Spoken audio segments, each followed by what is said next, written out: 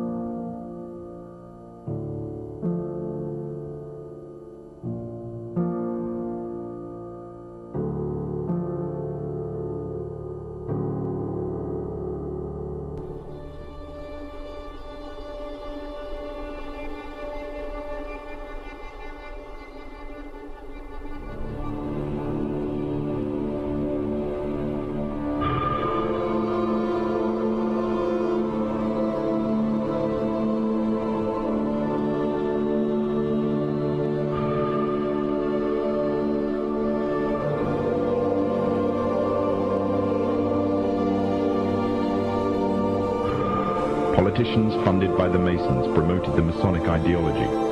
The secret lodges of the Masons were open to members of the French army. High-ranking officers and generals were indoctrinated to the Freemasons' way of thinking.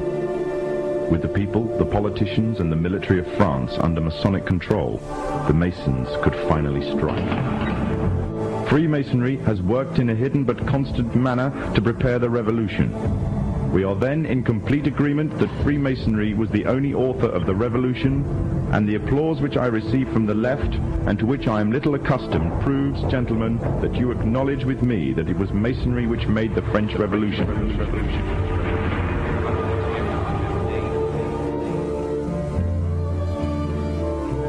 When the so-called founding fathers of America landed on Plymouth Rock, not only did they bring with them disfranchised people, they also brought the Freemasonic elements of Europe.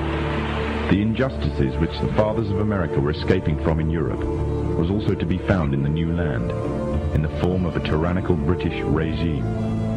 In order to gain complete dominance of the new state, the Masons used the same methods to gain control of France.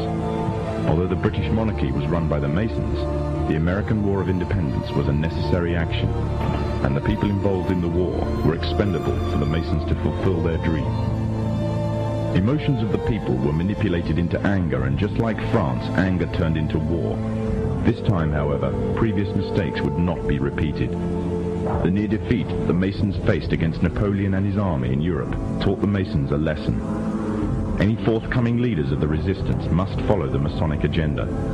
The best way to do this was to ensure the leader himself was a Mason, and the leader who took the war to the British was none other than George Washington. On the 4th of July 1776, the Declaration of Independence was made. On the 17th of October 1781, the British were finally defeated and surrendered the colonies to the Americans, and the world's first Masonic state was born, a nation that would represent Masonry in every way. A sign of the Masonic presence in America is plainly visible on the dollar bill, which carries a picture of George Washington, the first Freemasonic president in the world, and a picture of the Freemasonic symbol of the so-called all-seeing one eye.